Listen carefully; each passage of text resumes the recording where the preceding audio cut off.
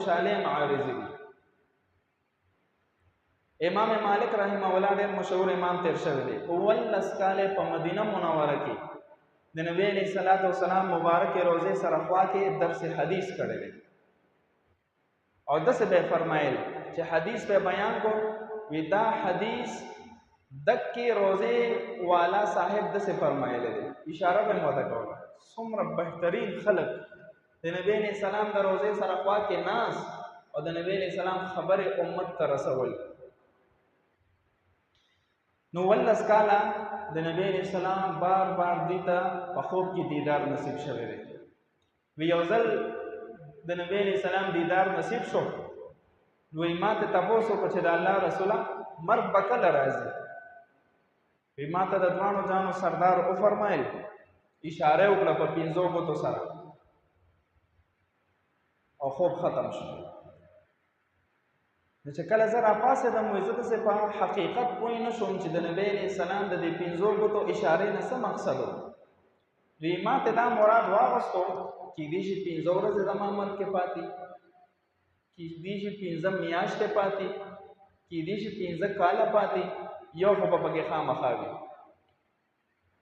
خو د وخت یو امام تیر شوی د ابن سیرین رحمت الله علیه چې د تعبیر په میدان کې دا یو بهترین شهسوار هغوی ته دا خوب ورسولی شو چې کله یې واورېدل نو هغوی فرمایل نه نه نه 15 میاشتې 15 کاله 15 ورځې د دې نه نه دي مراد، د دې نه د سوره لقمان اخري 15 آیتونه مراد دي. ګوره سمجھدارۍ ته او کوم آیتونه دي په هغې کې رب ذوالجلال فرمایلی دي چې د 15 څیزونو علم ما چا هم نه دی ورکړی. ان الله عنده علم الساعه، د قیامت علم مخلوق کې اچھا سره نشته، صرف د رب ذوالجلال سره. وينزل الغيث، باران بکله وریږي د دې علم صرف الله ته دی. مونږ انسانان امکانی صورت بیانول شو، امکان دی، امکان جدا څیز دی، حقیقت کې بکله وریږي د دې علم الله ته دی. ويعلم ما في الارحام، د مور پر رحم کې چې زنانه بیمار شي دې کې مذکر دی کو مؤنث دی، نیک بخت دی کو بدبخت دی، جنتی دی جهنمی دی، اخلاق والا دی بد اخلاق دی، ښه کردار والا دی بد کردار دی، د دې ټولو څیزونو علم الله ته. ويعلم ما في الارحام وما تدري نفس ماذا تكسب غدا، په سبا باندې با انسان څه عمل کوي مونږ ته پته نشته، سبا به زموږ سره څه معامله کیږي، څه به خورو، مرګ به راځي، مصیبت سره به مخامخ کیږو، خوشحالي به راځي، د دې څیز علم الله ته دی.